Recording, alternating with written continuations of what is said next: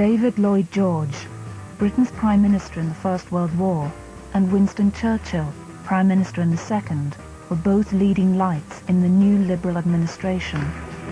Lloyd George as Chancellor, Churchill as Chairman of the Board of Trade. From 1906 to 1911, they worked together to draw up a series of welfare reforms, using the government to support people in need in completely new ways. Some have called their reforms the beginning of the welfare state. For children, there would be free schooling to the age of 12, free school meals, medical inspections. For workers, there was a whole package of measures: sick pay, healthcare, unemployment benefit, at least in some trades. Perhaps most importantly, from 1908, a state pension was introduced for all those over 70, sparing the old from the indignity of the soup kitchens. As Lloyd George explained, "Help for the aged and deserving poor. It is time it was done. It is a shame that a country like ours, probably the richest in the world, should allow those who have toiled all their days to end in poverty and starvation.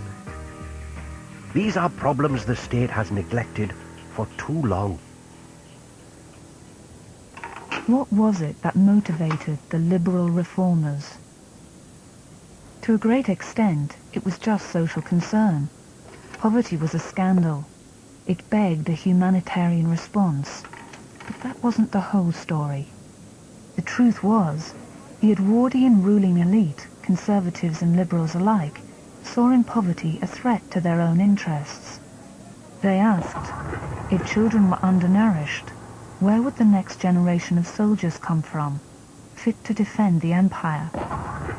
They asked, if workers were unhealthy, how could Britain remain productive? And the ruling elite feared the anger of a hungry working class. They feared tension as a threat to the social order. In the latter years of the Edwardian period, those tensions were to grow ever more painfully obvious.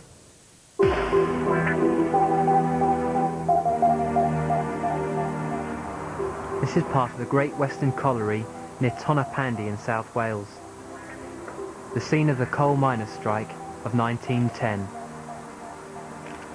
The strike was covered in a series of images taken by photographers of the Topical Press Agency.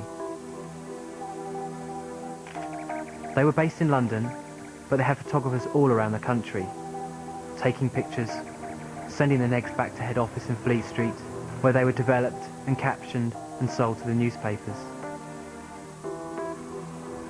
What they recorded in Tonopandi was a town under siege. The strikers had raked out the boiler fires, they'd shut the machinery down. All except here at the Glamorgan Colliery, where over 100 policemen were defending the pump house. The bosses had brought in blackleg labour, workers from outside to keep the machinery going. Over the next 2 days, angry strikers charged the pump house building, throwing stones and ripping down fences. Eventually they were driven back to the high street, where windows were smashed and shops looted. For a quarter of a mile, practically every shop had its front smashed in. The street was littered with goods of all descriptions: drapery, groceries, provisions. The rioters ran around unmolested with armfuls of loot. Eventually, on the orders of Winston Churchill, they called in the army. The town became a virtual war zone. It's hardly a picture of the Edwardian Golden Age. In 1907, across Britain, 2 million working days were lost through strike action. By 1912, that figure had risen to 40 million. In the hot summer of 1912, one major dispute followed another. The seamen, the dockers, the railwomen, all caught on camera by photographers of the topical press. What the establishment feared was that this wave of unrest had a political agenda, that British workers were questioning the right of a wealthy elite to own the means of production. Much was made of a pamphlet published by a group of miners in South Wales, entitled The Miner's Next Step. It called for workers across the country to fight, to organise, to take control of every industry. The working class, if it is to fight effectively, must not be a mob, but an army. We must be regimented and brigaded, all workers together in one national and international union, to fight all the capitalist parties.